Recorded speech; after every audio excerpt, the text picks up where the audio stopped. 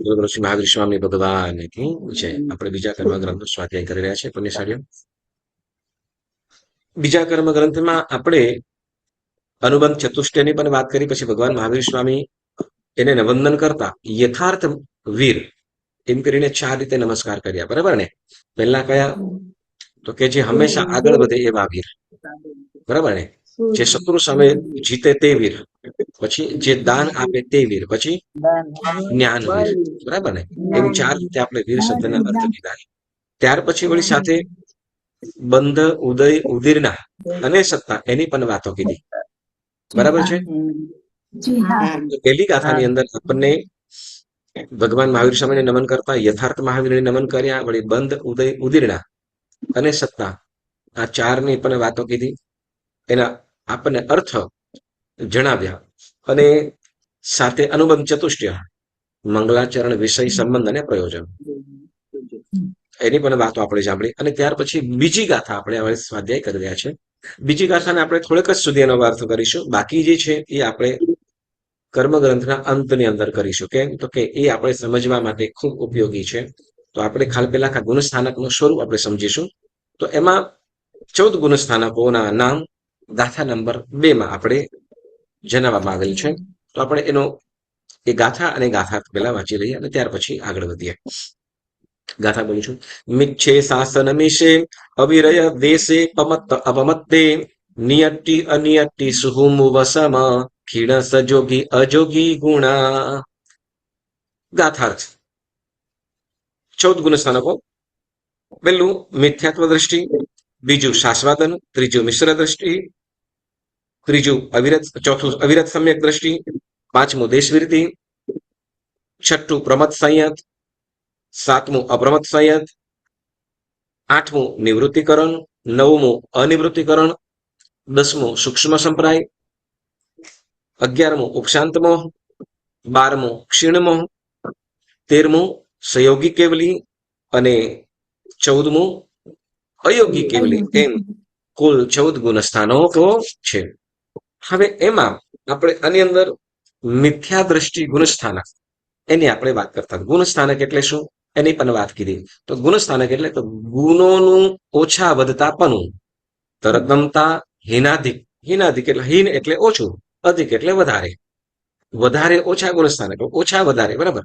વળી જ્યાં હવે આપણે કીધું કે જેમ નીચે નીચેના ગુણો છે ત્યાં નીચેના ગુણસ્થાનકો છે ત્યાં તો કે ત્યાં ગુણો ઓછા છે, બરાબર. અને જેમ જેમ ઉપર વધતા જાય છે તેમ ગુણો વધતા જાય છે. એટલે ગુણોનું વધારે ઓછું. જેમ કે સમ્યક દ્રષ્ટિ શ્રાવક શ્રાવિકા, શ્રાવક શ્રાવિકા ચોથા અને પાંચમા ગુણસ્થાને રહેલા છે. જો કાયમ માટેના જે 12 વ્રતિ છે તો એ દેશવિરતિ ગુણસ્થાનક, બરાબર. અને કદાચ 12 વ્રતધારી નથી, બરાબર, આમ નામ છે, તો એ ચોથા અવિરત, મતલબ પચખાન સહિત હોય. સાંભળ્યો, પચખાન સહિત હોય ત્યારે એ દેશવિરતિ વાળા થયા. કેવા? પચખાન સહિત હોય. શ્રાવક શ્રાવિકાની વાત કરીએ છીએ. ઓકે. અને જે પચખાન રહિત છે પરંતુ ભગવાનની આજ્ઞા, ભગવાનનો ધર્મ એના ઉપર સંપૂર્ણ શ્રદ્ધા છે, આચરણમાં નથી પરંતુ સત્યને શુદ્ધ શ્રદ્ધા છે, તો એમને અવિરત સમ્યક દ્રષ્ટિ કીધું. શું? અવિરત સમ્યક દ્રષ્ટિ. હવે ત્યાંથી ના નીચે આપણે અત્યારે જ્યાં છીએ ત્યાંથી આપણે નીચે, કે નીચે જેમ જેમ ઉતરીએ તેમ મિશ્ર દ્રષ્ટિ વાળો કે શાસ્વાદન કે મિથ્યાત્વ, તો એ જીવોની અંદર ગુણો ઓછા છે, એમાં ગુણો ઓછા છે, બરાબર, ઓછા. અને પછી તો કે સમજો કે શ્રાવક પછી તો કે સાધુ સાધ્વીજી ભગવંતો, બરાબર. તો એમ છઠ્ઠા, સાતમો, આઠમો, નવમો વગેરે ગુણસ્થાનકો છે. જેમ જેમ ઉપર જતા જાય તેમ તેમ ગુણોની વૃદ્ધિ પણ થાય, ગુણોનો વધારે પણ થાય. એટલે ઓછા વધતા જ્યાં ગુણો છે તેને અહીં ગુણસ્થાનક કહેવામાં આવ્યું છે, બરાબર. હા, આપણે ઓકે, એ આપણે તપાસવાની છે. આપણે ક્યાં છીએ આપણે તપાસવાનું. બાહ્ય વ્યવહારથી એમ કહી શકીએ કદાચ કે ચોથા પાંચમા ગુણસ્થાને કે કહી શકીએ. અત્યારે ધારો કે તમે સામાયિકમાં છો, બરાબર ને? અત્યારે સામાયિકમાં છો, ભગવાન પ્રત્યેની શ્રદ્ધા છે, ભગવાનની વાતને માનો છો? હા ભગવાનને માનો છો? હા અને ભગવાનની વાતને માનો છો? માનવું તો છે સુરુભાઈ બહુ મસ્ત વાતો બોલતા હોય. ભગવાનને માને પણ ભગવાનનું ના માને. Okay.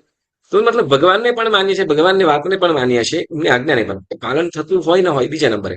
ભગવાનને માનો છો? ભગવાનની આજ્ઞાને પણ માનો છો? હા. તો ક્યાં તો કે બાહ્યથી આપણે ક્યાં તો કે સમ્યક દ્રષ્ટિ એટલે ચોથા ગુણસ્થાને કે સમજો. બરાબર. પણ પછી શું કે માત્ર કહેવા માટે નહીં, વાસ્તવિક શ્રદ્ધાપૂર્વકનું હોય ત્યારે. બરાબર. એટલે કહી શકું આપણે મારું તમે ન કહી શકો, તમારું હું ન કહી શકું. કેમ કે અત્યારે કેવા છે તો કે આપણી પાસે કોઈક આત્મિક ભાવોને જાણી શકે મનઃપર્ય જ્ઞાની કે અવધિ જ્ઞાની છે નહીં. હા. ઓકે. તો એક શું કે છે હવે મિથ્યા દ્રષ્ટિ ગુણસ્થાનક. એમાં ગુણસ્થાનકો જ્યાં ધીમે આપણે વાત જોઈ ગયા. હવે જેમાં પહેલું મિથ્યા દ્રષ્ટિ ગુણસ્થાનક એની આપણે વાત કીધી હતી. તો મિથ્યા દ્રષ્ટિ ગુણસ્થાનક કોને કહેવાય?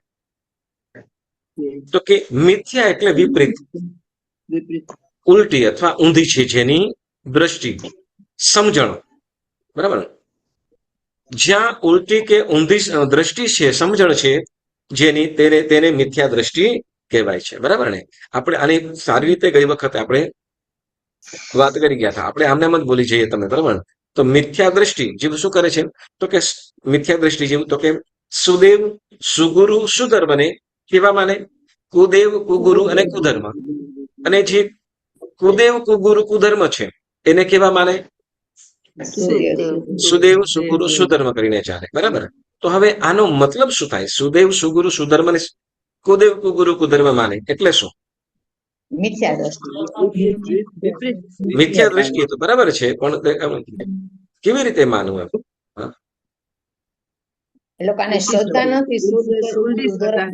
ઓકે. સુદેવ સુગુરુ સુધર્મ એને કુદેવ કુગુરુ કુધર્મ કરીને જાણવું એનો મતલબ શું? આપણે ગઈ વખતે વિપરીત ઉલટું એનાથી વિપરીત માને. ઉલટી શ્રદ્ધા છે, ઊંડી શ્રદ્ધા.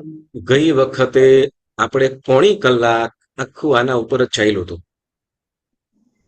જે પંચ મહાવ્રતધારી છે, હા, એમણે જે કીધું છે એ ના માને, પણ એનો વિપરીત જ માને. એના વિપરીત માને. બરાબર છે, બરાબર છે. કેવી રીતે? યસ. રાગ દ્વેષ વગરના છે, 18 દોષ રહિત, એવો સંપૂર્ણ જ્ઞાની. બસ એ આપણે એના અભ્યંતરની વાત કરી, પણ એને કુદેવ કુગુરુ કુધર્મ કરીને માને એનો એ કેવી રીતે થાય?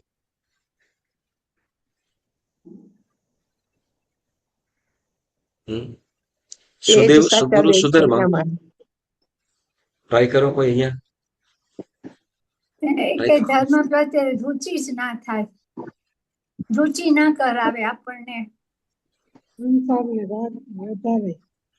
સુદેવ સાચા છે એમ એને શ્રદ્ધા ન થાય. હા, શ્રદ્ધા ન થાય, પણ એને કુદેવ કુગુરુ કુધર્મ માને. શ્રદ્ધા ન થવી એ તો બીજા નંબરે, પણ એને કુદેવ કુગુરુ કુધર્મ રૂપે માને. એટલે 5 વ્રતધારી ધર્મ બતાવ્યો હોય ને તે ના માને. એટલે એ જે સંસાર વધારનાર છે એને માને, અને જે મોક્ષ સુખ આપનાર ઉપર એને શ્રદ્ધા ન હોય. શ્રદ્ધા ન હોય, પણ માનવું કેવી રીતે? શ્રદ્ધા ન હોય, ચાલો આપણે શું શ્રદ્ધાને શું ફરક પડે? વાસ્તવિક રીતે સમજો. આપણા પંચ મહાવ્રતધારી ગુરુ હોય એને આપણે ના માનીએ તો પછી મિથ્યાત્વી કહેવાય આપણે. તો આપણામાં સમ્યક્ત્વ નથી. ચાલો ફરીથી પણ ઓકે, ફરીથી આ જ વિષય પર આવું છું. સમજજો હંમેશા.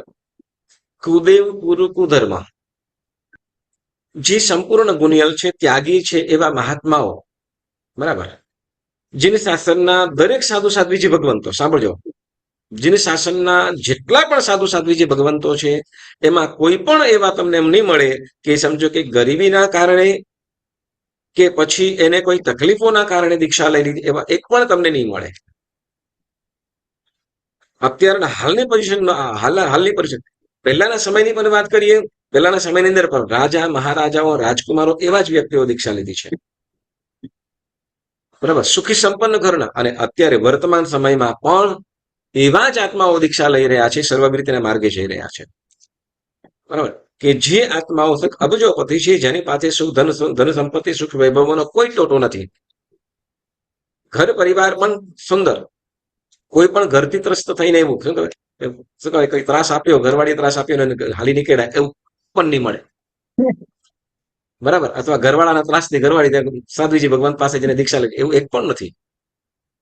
પણ કેવા સાધુ સાધુજી ભગવંતો છે?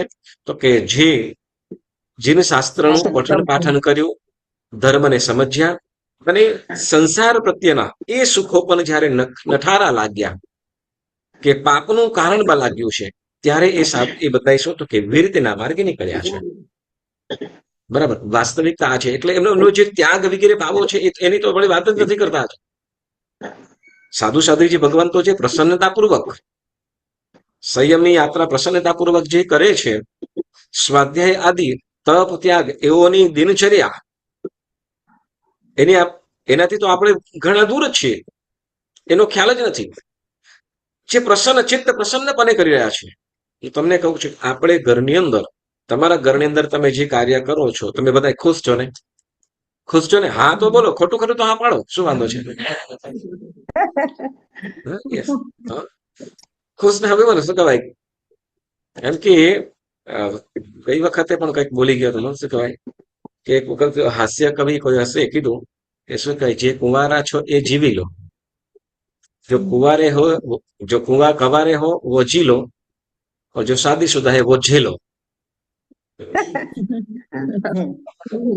ઓકે, આપણે ચાલો આપણે સાધુ સાધ્વી જે ભગવંતો પોતાની દિનચર્યા, મતલબ કે જે પણ સવારના વહેલી પરોળીએ જાગીને પ્રતિક્રમણ, પરિલેહન, દેવવંદન, પ્રભુ ભક્તિ, સ્વાધ્યાય આદિ ચિત્ત પ્રસન્નપણે કરે છે. ત્યાગ ભાવ પણ ચિત્ત પ્રસન્નપણે કરી રહ્યા છીએ. બરાબર, આપણે જયારે એમની સાથે રહીએ ને, એમની દિનચર્યા જોઈએ ને, ત્યારે આપણને ખરેખર અદભુત આનંદ થાય. બરાબર, હવે એની જગ્યાએ આપણે જુઓ, બરાબર ને, સવારે ઉઠવું ગમે પહેલા જલ્દી, ઉઠ્યા પછી પણ શું કહેવાય કે ના હવે ઉઠવું જ પડશે, તેવા ખાટલામાંથી નીચે નીકળીએ. હા, બરાબર ને. હા, વળી પાછું એમ શું કહેવાય કે એમાં કામવાળી ન આવે, વાસણ પડ્યા હોય, બોલો પછી જો આપણે, અને એમાં પાછી કામવાળી 3 દિવસ નો આવે, પછી જુઓ, બોલો હવે શું હાલત થાય? દુઃખી થાય. તમને બધાની ચોક્કસ, તમારા બધાના ઘરે બહુ મોટા લાગ્યા છે, બહુ મોટા લાગ્યા છે, ભલે નાના હશે તોય, કોરોનાની અંદર. કેમ કે કામવાળી કોઈ આવે નહીં, સાફ સફાઈ કરવાની, કોઈ બીજું કોઈ આવે નહીં. લાગતું તો એવું, લાગતું તો એવું. હા કે ના તો બોલો, ખોટે ખોટે હા પાડો, શું કામ યાદી કરો છો? અમારે આવતા હતા, પછી કેમ કહીએ? સુખી માણસો તમે, સુખી માણસો તમે. ક્યાં દેવ દુનિયામાંથી ક્યાં તમે આવી ગઈ? ચાલો, મૂળ વસ્તુ આપણે કહીએ, સાંભળજો. હવે આપણે સુદેવ, સુગુરુ, સુધર્મ છે, ત્યાગ પૂર્વકના છે, વૈરાગ્ય પૂર્વકના છે, અને અંતઃકરણ ભાવપૂર્વક છે. જે સંસારથી કેવા તો કે સંસારથી સંસારના દુઃખોથી ઉગરવા માટે જે જીવોને સહાય સ્વરૂપ છે. સાધુ સાધ્વી ભગવંતો કેવા શેનો ઉપદેશ કરે છે? સંસારના સુખોથી. સંસારમાં સુખ છે પહેલા તો કે સંસારની અસારતા જણાવી જે સારભૂત મોક્ષ માર્ગ છે, એ મોક્ષ માર્ગનો ઉપદેશ કરે છે. અને જે એ માર્ગે જવા ઈચ્છુક છે એના સારથી પણ બને છે, એને સહાયક પણ બને છે. એવા સાધુ સાધ્વીજી ભગવંતો. હવે એવા ગુરુ ભગવંતોને જે જીવો કેવા તો કે આ લોકો કેવા છે કે શું આ લોકો સાધુ વગેરે છે કેવા તો કે બધા કેવા છે તો કે કદાચ તમને થોડા વર્ષો પહેલા અને અત્યારે પણ થઈ રહ્યું છે, સાધુ સાધ્વીજી ભગવંતો અકસ્માતની અંદર મૃત્યુ પામતા હોય છે, કાબતરાપૂર્વકના ષડયંત્રો થતા હોય છે. તમને ખ્યાલ હશે આ બધું. કેટલાય સાધુ સાધ્વીજી ભગવંતોના થાય. બરાબર ને? કારણ શું ખબર છે? તો કે એ લોકોની કોઈ જગત હિતકારીની કોઈ પુસ્તક છે, તમને કોટ કરીને કહું છું, કઈક અનુપ મંડળ કે બીજા વગેરે કઈક વિધર્મી લોકો હવે શું માને છે, જેને આ તો કે એક્ઝામ્પલ આપું છું, મતલબ જે જગ જાહેર થયું છે બરાબર, તો એને કોઈ જગત હિતકારીની કોઈ પુસ્તક કોઈ લખ્યું હશે અને એમાં એક શું કે સાધુ સાધ્વીઓ શું કરે છે, જ્યાં જૈન સાધુ સાધ્વીજીઓ તો કે વરસાદ બાંધી દે છે, વરસાદ પડવા દેતા નથી, એટલે એ લોકો શું કરે, વરસાદ ન આવવા દે એટલે દુકાળ પડે છે. એટલે આ કારણથી શું કરતો કે સાધુ સાધ્વીજી ભગવંતોને ષડયંત્રો દ્વારા એક્સિડન્ટ કે ગમે તે રીતે આ બાજુ ન આવે અથવા આ બાજુ વિચરણ ન આવે એના માટે એક્સિડન્ટ વગેરે કૃત્યો થાય. એક્સિડન્ટ એ તો જાહેર થાય, દુષ્કૃત્યો થતા હોય વસ્તુ અલગ, મોટું થયું હોય તો છે. એના સિવાય ઉપાશ્રયોની અંદર પણ ઘણા બધા તકલીફો અત્યારે વર્તમાન સમયની અંદર થઈ રહી છે. તમે આ વાતોથી તમે વાકેફ નથી. અત્યારે વર્તમાન સમયની અંદર પણ આપણને કઈ મોટું થઈ ગયું હોય ને, જે મતલબ જે કે મીડિયાની નજરમાં આવ્યું હોય, તો મીડિયા પણ ઘણી વસ્તુઓ શું જે બતાવવા જેવું હોય તો બતાવે નહીં. હવે આવી જે દુર્બુદ્ધિ કેમ થાય, જે સાધુ સાધ્વી જે ભગવાન તો મતલબ કોઈ જીવને પણ ત્રાસ ન આપે, કોઈ પણ ત્રાસ આપવાની તો વાત જ નહીં. જેને કોઈ પણ મનથી વચનથી કાયાથી પણ જે કોઈ પણ જીવનું બુરું ન ઈચ્છે એવું જેને વિરતિ લઈ લીધી છે. દીક્ષાની અંદર શું કરેમી બંતે સામયમ સાવજ્યમ જોગમ પચખામી જાવત જીવમ, સાધુ સાધ્વીજી ભગવંતો યાવત જીવો માટે સાવધ્ય, કોઈ પણ જીવનો વધ ન કરવાનો, કોઈ પણ જીવને દુઃખ ન પહોંચાડવાનું. બરાબર. હવે વરસાદ બાંધે તો શું થઈ જાય, તો સર્વ જીવો દુઃખી થાય. સાધુ સાધ્વીજી ભગવંતો ક્યારે પણ એક એવું કૃત્ય કરે જ નહીં. બરાબર. પરંતુ છતાં પણ શું, હવે આવા સાધુ સાધ્વીજી ભગવંતો નિષ્પાપ જીવન જીવતા, નિર્દોષ એવું જીવન જીવતા, એને પણ શું, એને પણ ત્રાસ આપવાનું કે એને પણ હણવાની જે દુર્બુદ્ધિ આવે, શેના કારણે? મિથ્યાત્વ, ગાઢ મિથ્યાત્વ, ખૂબ મિથ્યાત્વ, ગાઢ મિથ્યાત્વ. હવે એના સિવાય બરાબર, જેને આપણે સુદેવ સુગુરુ છે, મતલબ જે વિતરાગ એવા અરિહંત પરમાત્મા, સુદેવ પ્રત્યેનું કહેતો કે વિતરાગ એવા અરિહંત પરમાત્મા કે જેવો સંસારને વાસ્તવિકતા સ્વરૂપ દેખાડી, વાસ્તવિક સ્વરૂપ જેને બતાવ્યું છે એવા અરિહંત પરમાત્મા કે જેવો શું કે સાચો ધર્મ બતાવ્યો છે, એને કહેવાય કે આ તો ખોટા છે. લોક માત્ર સાધુઓ શું કહેવાય, કદાચ આપણને આપણો ધર્મ ગમે, આપણને આપણો ધર્મ ખૂબ ગમે કે નહીં, ભગવાન પ્રત્યેનો ખૂબ આપણે બહુમાન ભાવ જાગે, ચોક્કસ 100%. આપણે શું કહેવાય કે એને આપણે એવા સમર્પિત થયા. કારણ શું, તો કે એને સાચી રીતે વાસ્તવિક રીતે એને ઓળખ્યા છીએ. વાસ્તવિક રીતે એને આપણે કઈક સ્વરૂપની અંદર સંપૂર્ણ નથી જાણ્યા, પણ એના તરફનો ભાવ આપણને સન્માન ભાવ, બહુમાન ભાવ જાગે છે. એનો મતલબ શું, તો કે કંઈક પ્રભુને આપણે જાણ્યા છીએ, કંઈક સંપૂર્ણ નથી. સંપૂર્ણ તો આપણે જાણવાની શક્તિ આપણી પાસે છે જ નહીં. તો એવા પરમાત્માને પણ શું કરે છે મિથ્યા દ્રષ્ટિ, તો કે એની અંદર પણ એને પણ નિર્ગુણા જુએ છે. કે એ કેવું બતાવ્યું લોકોને, શું તો કે આવું નહીં કરવાનું, આવું નહીં કરવાનું. પછી જે હવે સમજો કે આપણે જેમ કહીએ ને, આપણે કંદમૂળ શાના માટે નથી વાપરતા, કે જેમાં અનંત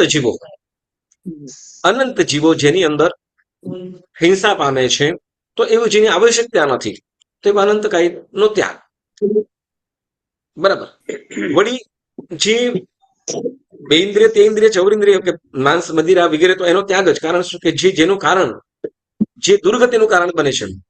કે મદિરા પાન કર્યા પછી વ્યક્તિ શું કરે છે, એમ કહેવાય માંસની અંદર કદાચ માંસ ભક્ષણ કરતા કદાચ પંચેન્દ્રિય જીવની હિંસા થાય, બરાબર ને?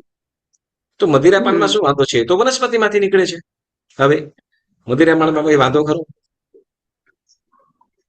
મદિરાપાન પછી શું, તો કે ગમે તે કરે, દુર્બુદ્ધિ થઈ જાય, દુર્બુદ્ધિ પછી ગમે તે કરે, એટલે શું, તો કે દુર્બુદ્ધિ થવી એ પણ મહાપાપનું, અનર્થનું કારણ બને છે. એનો પણ ત્યાગ. એટલે પરમાત્માએ જે આપણને ઉત્તમ ધર્મ બતાવ્યો, પરંતુ મિથ્યા દ્રષ્ટિ જીવો શું કરે છે, તો કે આ જે શું કહેવાય છે, ત્યાગ બતાવ્યો છે. પરમાત્માએ શું કર્યું છે, ત્યાગ છોડવા. સંસાર કેવો છે? સંસાર છોડવા જેવો, સંયમ લેવા જેવો, મોક્ષ મેળવવા જેવો. બરાબર ને? એટલે આપણે જો બને તો સંયમ જીવન, મનુષ્ય જીવનમાં સૌથી ઉત્તમમાં ઉત્તમ કોઈ જીવન હોય તો સંયમ જીવન. બરાબર. પણ સંયમ જીવનમાં કદાચ શક્તિ ન હોય તો શ્રાવક ધર્મ. શ્રાવક ધર્મ કે જેમાં પણ શું, કે જે પાપકારી પ્રવૃત્તિ છે એનો ત્યાગ, જેની અંદર સાવધ્ય છે, હિંસાઓ રહેલી છે, કે અન્ય જીવોને દુઃખનું કારણ બનતું હોય તો એનો ત્યાગ. પરંતુ એવા ત્યાગ ધર્મને બતાવનાર એવા પરમાત્માને શું કરે, તો કે એમને શું કરી દીધું? કદાચ એમ કહેવાય કે તમે બારે જગ્યાએ ગયા હો ને અને કદાચ છે ને માજનવાડીમાં કે નવનાથની અંદર કે સાધરમાં કઈ ભોજન રાખ્યું હોય ત્યાં બેસીએ તો એક જૈન ફૂડની અંદર આપણે બેઠા, બરાબર ને? તો કદાચ આપણે તો આપણને કઈ પડેલી પણ ન હોય કે આપણે મતલબ શું કરી આપણે રીતે જે સાત્વિક છે, મતલબ જે અનંતકાય વિગ્રહનો ત્યાગ છે, તો આપણને જે જૈન ફૂડ મતલબ કે આપણે અનંતકાય વિગ્રહનું આપણને અનંતકાય વગરનું આપણને સારી રીતે મળી રહે છે અને આપણે સારી રીતે વાપરીએ, બરાબર. પરંતુ જે ઓપોઝિટમાં જે બેઠા છે એ લોકો શું કરતા ખાલી નીકળ્યા છે કે આ મોટા દિવસોને શું કહેવાય કે બધા ભેગા હોય ત્યારે તો વાપરી લેવાય. એટલે ત્યાગ ધર્મની પણ શું કરે છે, અંદરો અંદર મનોમન બોલતા ન હોય પણ મનોમન નિંદા થતી હોય તો સમજવાનું શું, તો કે ત્યાં મિથ્યાત્વ રહેલું છે, મિથ્યાત્વ રહેલું છે. એટલે ઓલા જે મોટું કરે છે એવું નથી, માત્ર એના પ્રત્યેનો જે કરે છે નથી કરી શકતા કઈ વાંધો નહીં, પણ એની નિંદાનું પાપ તો ન જ કરવું, પરંતુ છતાં એ પાપ એને પાપ રૂપે સમજાય જ નહીં એને. કારણ શું, તો કે એ મિથ્યાત્વ, ઓલું ત્યાં ગાઢ મિથ્યાત્વ છે, અહીંયા મંદ મિથ્યાત્વ છે, પણ છે તો મિથ્યાત્વ છે. પોઈઝન તીવ્ર હોય કે સ્લો હોય, બંને મારક જ છે. સમજાયું ને? એટલે સુદેવ સુગુરુ સુધર્મ, ત્યાગી એવા ગુરુ ભગવંતોને પણ જે શું કહે, ત્યાગી એવા ગુરુ ભગવંતોને પણ શું, તો આ તો હાલી નીકળ્યા છે કે મંત્ર તંત્ર વગેરે કરે છે, વગેરે કરીને એને દુર્બુદ્ધિથી કરવું, દુર્બુદ્ધિપૂર્વક એને હિંસા આદિનું કાર્ય કરવું અથવા ન માનવા, એ શું થયું? મિથ્યાત્વ. સુદેવ સુગુરુ સુધર્મ મતલબ જે ત્યાગ ધર્મ છે, ત્યાગ ધર્મ જે છે સ્વયંના આત્મકલ્યાણ માટેનો જે ધર્મ છે, એને શું કરે છે, તો એકલકોરા વગેરે કરીને એની નિંદા કરતા હોય. કારણ શું, તો કે એને સત્ય ધર્મ સમજાયેલો નથી. કારણ શું, તો કે મિથ્યાત્વ, બરાબર. એટલે સમજાયું?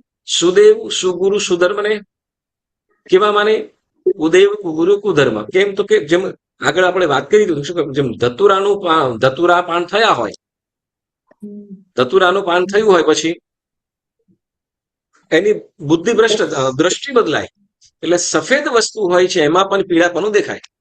હા, 2-3 દિવસ પહેલા, ગઈકાલે કે પરમ દિવસ અમે ગયા હતા, ઓલું શું કહેવાય, વોક કરવા ગયા હતા.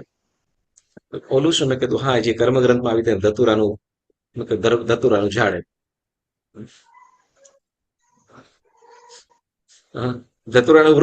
ધતુરાના જે છોડ હોય એનું પાન કરે, એને મતલબ એનો પાનનું રસ કે બીજ વગેરેનું ભક્ષણ કર્યું હોય તો એ શું કરે છે, તો કે પછી એની દ્રષ્ટિ બદલાય. જે સફેદ વસ્તુઓની અંદર પણ શું થાય છે, પીળાશપણું દેખાય, બરાબર. તો એવી રીતે શું, તો કે મતલબ એ દ્રષ્ટિ પ્રકારની થઈ છે. જેમ શું એમ કે કોઈ નાનું કાર્ય હોય એ પણ કરવા માટે બહુ આગો પાછો થાય, એ કરવા હું નહીં કરી શકું એમ કરે. જેમ કે કોઈ ભાંગ પીધી હોય તો એને પછી નાની સરખી નાળી કે નાની સરખી હોય ને તો એને પણ મોટું દેખાય ને, હું અહીંયાથી આગળ વધી જ નહીં શકું, હું પડી જઈશ એમ જ લાગે. દ્રષ્ટિ શું છે, દ્રષ્ટિ એટલે સમજણ એ રીતે થઈ ગઈ છે, બરાબર. એટલે એ શું કે છે, તો એ પ્રમાણે શું કે છે, મિથ્યાત્વ મોહનીય કર્મના ઉદયથી જીવની દ્રષ્ટિ એવી બને છે કે તત્વોને અતત્વ માને. કેવા? તત્વને અતત્વ માને અને અતત્વને તત્વ માને. આમાં દ્રષ્ટિ દોષ જ છે. કારણ કે જેમ ધતુરા પાન કરેલા મનુષ્યને ધોળી વસ્તુમાં પીડાપણાની દ્રષ્ટિ થાય છે, જેમ સ્નેહી અથવા મિત્ર ઉપર પણ અવિશ્વાસ ઉત્પન્ન થાય છે, ઉત્પન્ન થતા પ્રત્યેક પ્રવૃત્તિમાં વેમભરી દ્રષ્ટિ જ બની જાય છે, તેવી જ રીતે મિથ્યાત્વ મોહનીયના ઉદયથી સુદેવાદી ઉપર જીવની કુદ્રષ્ટિ એટલે કુદેવાદી અને કુદેવાદી ઉપર સુદેવાદી રૂપ બની જાય છે. એટલે જેમ હવે જે મિથ્યા દ્રષ્ટિ વાળો જીવ છે, મતલબ જો સમ્યક દ્રષ્ટિ જીવ છે, આપણે એક બહુ સુંદર મજાની વાત કરી હતી, એક વાક્ય છે એમાં કે સમ્યક દ્રષ્ટિ જીવડો કરે કુટુંબ પ્રતિપાળ. સમ્યક દ્રષ્ટિ જીવડો કરે કુટુંબ પ્રતિપાળ, અંતરથી ન્યારો રહે જેમ ધાવ ખેલાવત બાળ. એટલે જેમ શું કહેવાય કે સમ્યક દ્રષ્ટિ જીવ સંસારની અંદર રહ્યો છતો પણ એ ઘર પરિવારનું ભરણ પોષણ પણ કરે છે, ઘર પરિવાર સારી રીતે ચલાવે પણ છે, બધા એની સારી વ્યવસ્થા પણ કરી આપે છે, બરાબર. પણ એને એક ખ્યાલ શું, તો કે મારો આત્મા એ મારો આત્મા છે. એને પોતાની દ્રષ્ટિ ક્યાં, તો કે આત્મા દ્રષ્ટિ પોતાના તરફ છે. અંતે તો શું, જગત હે સ્વાર્થતા સાથી સમજ લે કોણ હે અપના. કેમ કે આ સંબંધો પણ ક્યાં સુધી છે? જ્યાં સુધી આ શરીર છે ત્યાં સુધી છે. જ્યાં સુધી શરીર છે ત્યાં જ સુધી સંબંધો છે. બાકી જેવું શરીર છૂટ્યા પછી એ શરીર છૂટ્યા પછી કદાચ એમ શું કહેવાય કે કોઈનો કદાચ દેહાંત થઈ ગયું હોય અને 8-10 દિવસ થાય કે મહિનો દિવસ થયો અને એ વ્યક્તિ ફરીથી ને દેખાય પછી શું થાય? ઘરમાં એકાંતે તમને મળવામાં આવે તો શું થાય? હોસ્પિટલ ભેગા થાય, બીજું કઈ ના થાય. એટલે કે છે કે શું કે અંતે શું કે જ્યાં સુધી શરીર છે, બરોબર, જ્યાં સુધી શરીર છે ત્યાં. અને હવે તો પરિસ્થિતિ એવી થઈ કે શરીર છે ત્યાં નહીં, જ્યાં સુધી સંપત્તિ છે ત્યાં સુધી. બરાબર, જ્યાં સુધી સંપત્તિ છે ત્યાં સુધી. એટલે પણ આપણે એટલે કે છે અંતરથી ન્યારો રહે. એટલે ભાવ ખિલાવત બાળ એટલે સમ્યક દ્રષ્ટિ જેવો છે, બધું કુટુંબ વગેરેનું ભરણ પોષણ વગેરે બધું જ કરે, પરંતુ એને પોતાના આત્મા તરફ એની દ્રષ્ટિ હોય. જેમ શું કહેવાય કે જેમ ઓલી આયા પોતાના આયા હોય એ બાળકને રમાડતી હોય, જેમ પોતાના બાળકને રમાડતી હોય એ રીતે રમાડતી હોય, બધું ત્યાં લાલન પાલન કરતી હોય, એને સમયસર નવરાવી પણ દેતી હોય, કપડાં પણ બદલાવી દેતી હોય, એની સાથે રમાડતી હોય, બધું જ કરતી હોય. પરંતુ એને એક વસ્તુ તો ખ્યાલ જ છે, આ બાળક નથી. બરાબર ને? એમ સમ્યક દ્રષ્ટિ જીવ પણ એટલે શું કે છે હવે, પરંતુ જે મિથ્યા દ્રષ્ટિ જીવ છે, બરાબર, મિથ્યા દ્રષ્ટિ જીવ છે એ શું કરે છે તો કે સમ્યક દ્રષ્ટિ મિથ્યા દ્રષ્ટિ છે. સુદેવ સુગુરુ સુધરણ કેવા માને છે? કુદેવ કુરુ કુધર્મ. અને જે કુદેવ કુરુ કુધર્મ છે એને તો કે એને પોતાના શું તો કે સુદેવ એટલે કે પોતાને યોગ્ય છે એવા. એટલે શું તો કે ધન સંપત્તિ સંસાર વર્ધક, સંસારનો વધારો કરે એવા દેવ, કે સંસારનો વધારો કરે એટલે ભૌતિક સુખો આપે. ભૌતિક સુખો આપે તો એ શું થાય છે? ભૌતિક સુખોથી શું થાય છે? અંતે ભૌતિક સુખોથી થાય છે સંસારનો વધારો. જ ભૌતિક સુખો જેટલા વધે એટલા જ રાગ દ્વેષ પણ વધે, એટલા જ પાપ આરંભો પણ વધે અને અંતે દુર્ગતિનું કારણ બને છે. બરાબર. તો એવી રીતે એના ઉપદેશક હોય કે એના આરાધ્ય દેવ હોય કે પછી એ ધર્મ હોય, અંતે શું થાય છે તો કે સંસાર વર્ધનનું કારણ છે. હવે આ લોકની અંદર સમજો, આ લોકોની અંદર કદાચ સુખ મળી જાય, આ લોકોની અંદર ધન સંપત્તિ વૈભવ મળી જાય તો એનાથી શું? મિથ્યા દ્રષ્ટિને જેવું શું કહેવાય? મિથ્યા દ્રષ્ટિ જીવવાની વાતો કેવી હોય કે આપણે આ ભવ મીઠા તો પરભવ કોને દીઠા. આ ભવ મીઠા તો પરભવ કોને દીઠા. ભાઈ આ ભવ ની અંદર મોજ કરી લે, ભવ કોને જોયો છે? અરે ભાઈ કોને જોયો છે કે નહીં જોયો, પણ પાકું છે જવાનું. બરાબર. તો જે મળ્યું છે એને આપણે સંતોષ માનીએ. અને જે પુણ્યના યોગે મળ્યું છે, આપણને જે પણ વસ્તુ મળી છે ને, આપણને જે પણ વસ્તુ મળી છે બધી જ શેના યોગે મળી છે? આપણને પૂર્વના પુણ્યના યોગે. જે પણ વસ્તુઓ આપણને મળી છે પૂર્વના પુણ્યના યોગે, સુખની, ઓકે, અને દુઃખની મળી છે તે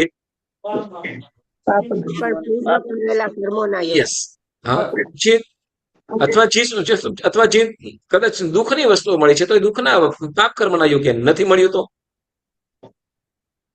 તો પાપ પુણ્ય પુણ્ય જેની આપણે સાંભળો, જેની આપણે ચાહના છે, જંકના છે, ઈચ્છા છે, છતાં નથી મળ્યું અથવા મળતું નથી, એ પણ શું તો કે પાપનો ઉદય. પાપનો ઉદય કે જે ભલું તો મળ્યું નથી અને આપણે મળ્યું છે પાપનું કારણ છે તો એ પાપ ઉદય. નથી મળ્યું છતાં જોઈએ છે નથી મળ્યું, એ પણ શું? અભાવની અંદર. મળ્યું છે એનાથી જ દુઃખી થાય એવું જરૂર નથી. નથી મળ્યું એને મેળવવાની ચાહનાની અંદર પણ કેટલાય જીવો એવા દુઃખી છે ને? બરાબર. એટલે પરંતુ આને શું કરે છે તો કે એ સુખના સાધનો, સામગ્રીઓ મળી જાય એના માટેના જે ઉપદેશકો કે એવી વસ્તુ ઉપદેશક હોય કે પછી એવું આપનારા જીવો કે પછી મંત્ર તંત્ર જડીબુટીઓ વગેરે કરીને એને મેળવી આપે. એ વસ્તુઓ પણ મેળવી ક્યારે આપે? કે એના પુણ્યની અંદર હોય તો જ મેળવી આપે. જેમ કહેવાય ને કે 2 વર્ષ પછી આવવાનું હતું એને પહેલા લઈ લીધું. આવું બની શકે? બની શકે, ચોક્કસ. જેને આપણે ઉદીર્ણા કહીએ, શું કહીશું? જેને આપણે ઉદીર્ણા કહીએ. બરાબર. તો એટલે શું છે કે કુદેવ કુગુરુ અને કુધર્મને સુદેવ સુગુરુ સુધર્મ જે ત્યાગવા યોગ્ય છે એને આરાધવાના સમજી બેસે, એને શું કહેવાશે? મિથ્યા દ્રષ્ટિ. બરાબર. હવે જુઓ, આપણને છે ને અહીંયા આજે મિથ્યાત્વના પણ અલગ અલગ પ્રકાર છે. મિથ્યાત્વના પણ અલગ અલગ પ્રકાર છે, જેમાં આપણે વિચારવાનું છે. એમાંથી પહેલા આપણને બે પ્રકારના મિથ્યાત્વ કહેશે. બરાબર. મિથ્યાત્વ, આ મિથ્યાત્વના જુદી જુદી રીતે અનેક પ્રકારો છે. જુદી જુદી રીતે અનેક પ્રકારો છે, જેમાં પહેલું અવ્યક્ત મિથ્યાત્વ અને બીજું વ્યક્ત મિથ્યાત્વ. કયું કયું બે પ્રકાર કયા કીધા? અવ્યક્ત મિથ્યાત્વ અને વ્યક્ત મિથ્યાત્વ. બે પ્રકાર, બરાબર. અવ્યક્ત અને વ્યક્ત. હવે અવ્યક્ત કોને કહેવાય એની વાત કરે છે, તો કે એકેન્દ્રિય જીવોથી અસંગની પંચેન્દ્રિય સુધીના જીવોમાં ગાઢ અજ્ઞાન હોવાથી અવ્યક્ત મિથ્યાત્વ છે. ફરીથી, એકેન્દ્રિય જીવોથી અસંગની પંચેન્દ્રિય સુધી, એટલે એકેન્દ્રિય, બેઇન્દ્રિય, તેઇન્દ્રિય, ચૌરેન્દ્રિય, પંચેન્દ્રિયમાં કયા? તો કે અસંગની. બરાબર. બોલો, આ જીવોમાં જ્ઞાન હોય કે ના હોય? જ્ઞાન હોય કે ના હોય?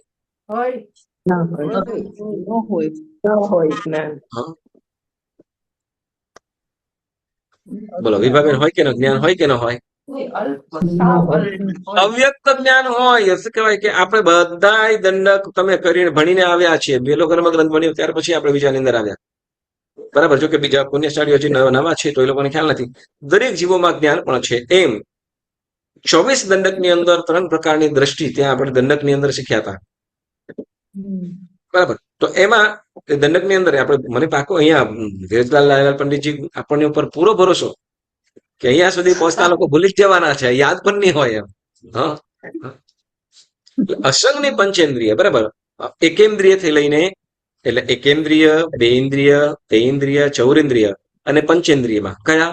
તો કે અસંગની પંચેન્દ્રિય. કયા? બોલો, અસંગની કોને કહેવાય? મન વગરના. મન વગરના.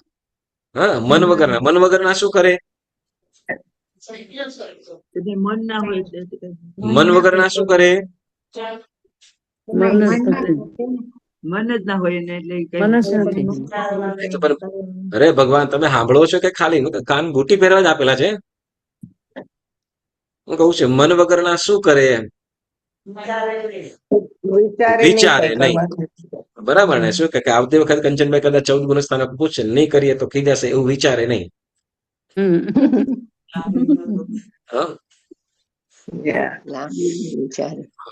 ચાલો, વ્યક્ત શું કહે છે? એકેન્દ્રિય જીવોથી લઈને પંચેન્દ્રિય સુધીના જીવોમાં ગાઢ અજ્ઞાન હોવાથી, ગાઢ અજ્ઞાન છે. બરાબર ને? શું સમ્યક દ્રષ્ટિ હશે? બરાબર. અજ્ઞાન હોવાથી શું કે છે? અવ્યક્ત મિથ્યાત્વ કીધા. એટલે એની અંદરથી અવ્યક્ત મતલબ અવ્યક્ત એટલે એ ખ્યાલ આવતો નથી. એ જીવોમાં મિથ્યાત્વ છે કે સમ્યક્ત્વ છે એનો ખ્યાલ આવતો નથી, પરંતુ અવ્યક્ત એની અંદર મિથ્યાત્વ તો છે જ. બરાબર. અને પછી કે સંજ્ઞ પંચેન્દ્રિયમાં સમજણ પૂર્વકનું મિથ્યાત્વ છે, તેથી વ્યક્ત મિથ્યાત્વ. અવ્યક્ત મિથ્યાત્વ એટલે જેને સમજણ નથી, અવ્યક્ત મિથ્યાત્વ. અને સંજ્ઞ પંચેન્દ્રિય જીવો છે તો એમાં સમજણ પૂર્વકનું, કેવું?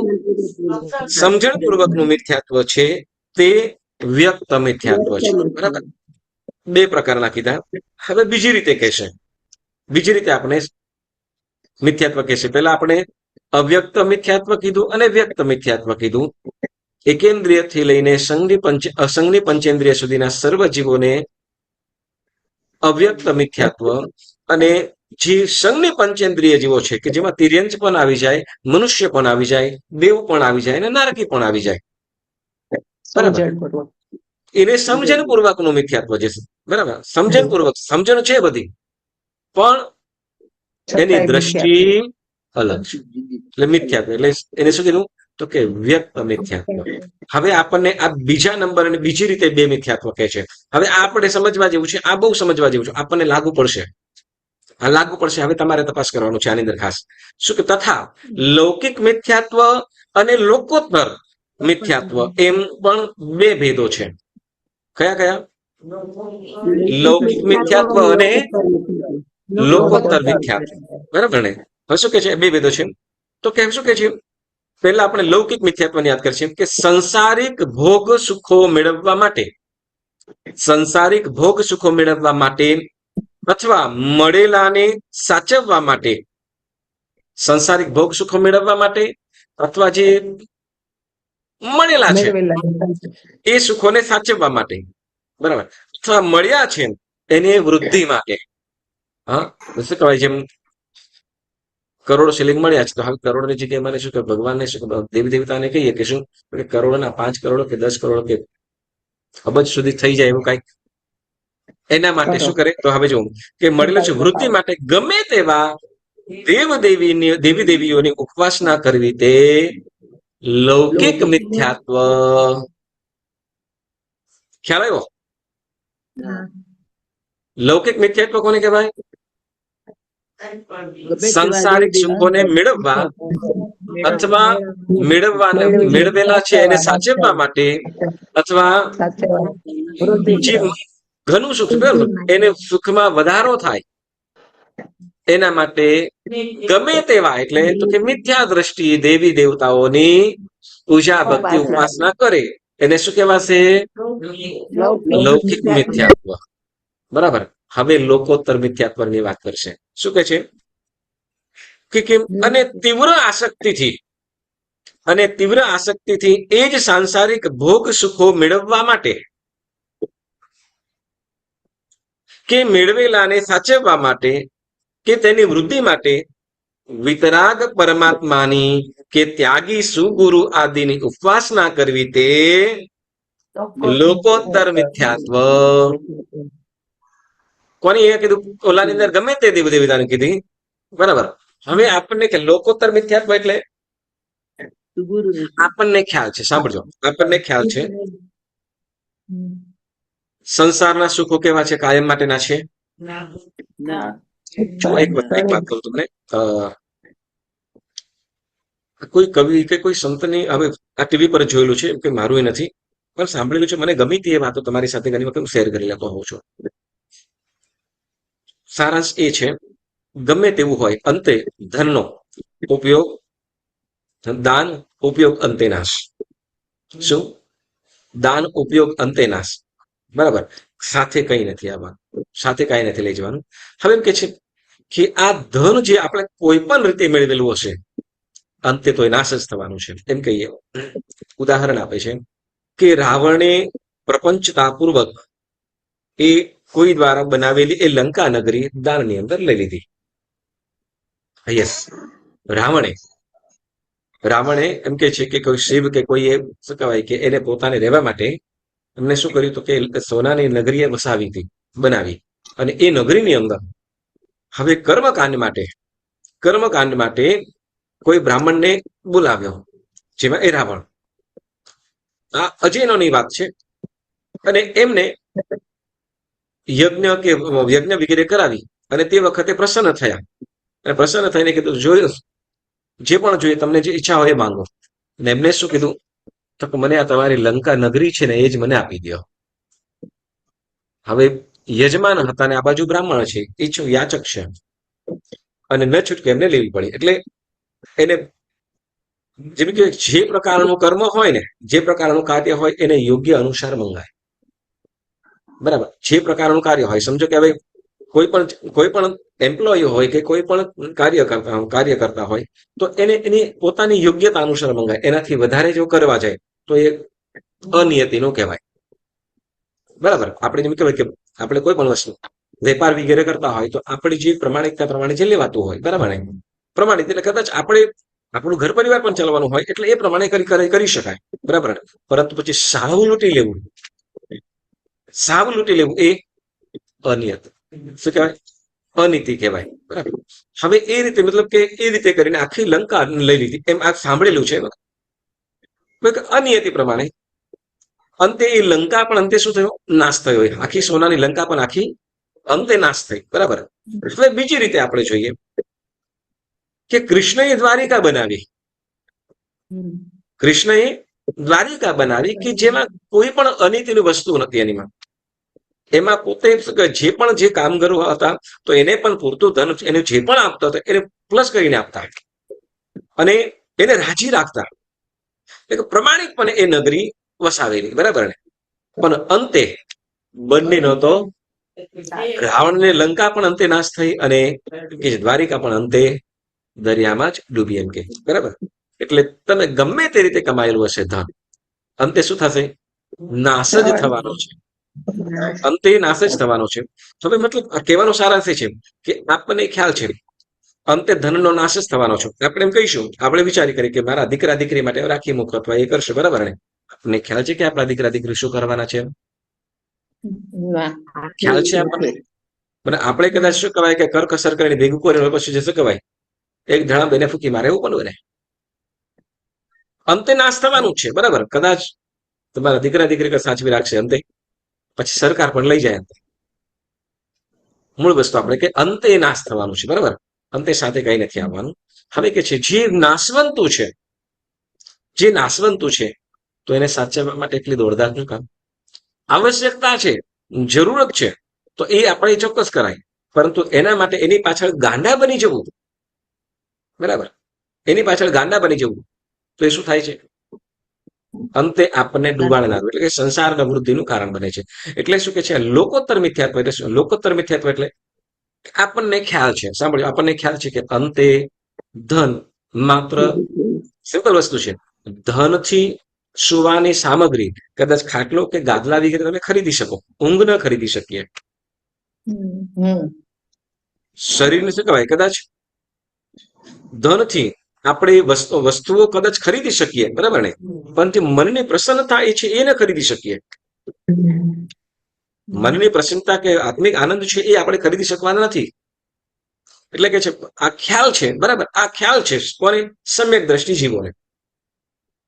બરાબર. છતાં પણ શું તો કે એની આસક્તિ કીધું કે શું કે એની તીવ્ર આસક્તિ એ સંસારના જે ભૌતિક પદાર્થો મેળવેલા છે મેળવવા માટે અથવા હવે હું દેરાસરમાં જઈને પરમાત્મા પાસે જઈને પ્રભુ પાસે જઈને કહું કે પ્રભુ મને શું કરજો? મને આટલી વસ્તુ શું કહે માનતા નથી, આ લોકો આટલું માનતા નથી અથવા મારું શું કહે આ કામ થઈ જાય. આવી જો પ્રાર્થના કરતા હોવ તો એ ભગવાન પાસે જઈને પણ મારું જે કાર્ય છે શું થાય છે? મિથ્યાત્વ. સમજાય છે?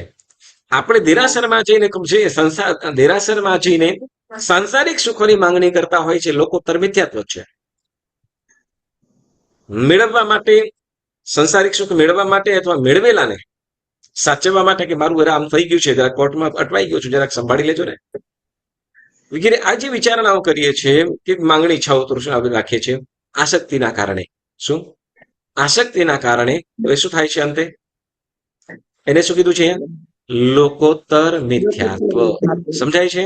લૌકિક મિથ્યાત્વ અને લોકોત્તર મિથ્યાત્વ. લૌકિક મિથ્યાત્વ એટલે તો કે જે સંસારિક સુખો મેળવવા કે મેળવવાને સાચવવા માટે કે અથવા મળેલાને વધારો કરવા માટે અન્ય દેવી દેવતાઓની ઉપાસના આરાધના કરવી તે લૌકિક મિથ્યાત્વને એ જ વસ્તુઓ મેળવવા માટે વિતરાગ પરમાત્મા કે સુસાધુ સાધ્વી જે ભગવંતો કે એની ઉપાસના આરાધના કરવી તો એ શું થાય છે?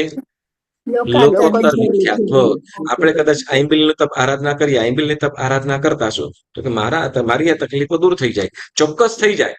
સાંભળજો, શ્રીપાલ મહારાજાનો જો રોગ દૂર થયો, બરાબર, રોગ દૂર થયો, કષ્ટો પણ દૂર થયા, બરાબર, શાસનની પ્રભાવના પણ થઈ, પણ તે વખતે એમના ભાવો શું? મહિના સુંદરી શેના તો કે આપણે તો શેના માટે કરતો કે કર્મક્ષય માટે કરવાનું છે. બાકીના જે દુઃખો એ છે ઓટોમેટિક દૂર થવાના છે. આપણું લક્ષ્ય શું હોવું જોઈએ કે પરમાત્મા આપણે ભગવાનનું જયારે ચૈત્યવંદન કરીએ છેલ્લે પ્રાર્થના સૂત્રની અંદર દુઃખ ખો કમક ખો સમાહી મરણમ છે બોહિલાભો આપણે બોલીએ છીએ. શું થાજો? દુઃખનો ક્ષય થાજો, કર્મનો ક્ષય થાજો. દુઃખનો ક્ષય કરવા પાછળનું કારણ શું? સુખ મેળવવું. તો કે સુખ મેળવવું એ કોઈ પણ રીતે એ નથી. શેના માટે? તો કે દુઃખ ક્ષય થાય તો સમતા ભાવપૂર્વક, સમાધિ ભાવપૂર્વક તમારી ભક્તિ હું કરી શકીશ. મારા દુઃખનો ક્ષય એના માટે થાવ કે પ્રભુ તમે બતાવેલો ધર્મ સુખેથી આરાધી શકું, તમારી ભક્તિ સુખેથી કરી શકું, અને કર્મનો ક્ષય થાજો. બરાબર, આપણે ત્યાં પ્રાર્થના કરીએ છીએ. પણ જો સંસારી સુખોની માંગણી આપણે ત્યાં પ્રભુ પાસે જઈને કરતા હોય ત્યાં એ લોકોત્તર મિથ્યાત્વ કહેવાયું છે. બરાબર. હવે લૌકિક મિથ્યાત્વ, લોકોત્તર મિથ્યાત્વ, અવ્યક્ત મિથ્યાત્વ અને વ્યક્ત મિથ્યાત્વ, આ બે પ્રકાર કીધા. બોલો, અવ્યક્ત મિથ્યાત્વ કયા જીવો પાસે છે?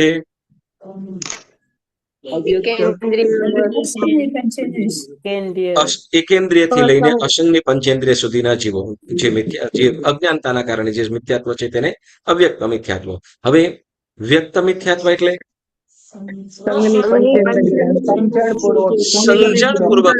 સમજણપૂર્વકનું મિથ્યાત્વ, જે સંઘની જીવો પાસે સમજણ છે પરંતુ દ્રષ્ટિના કારણે જેની પાસે એની જે મિથ્યાત્વ છે એને વ્યક્ત મિથ્યાત્વ કીધું. બોલો, લૌકિક મિથ્યાત્વ એટલે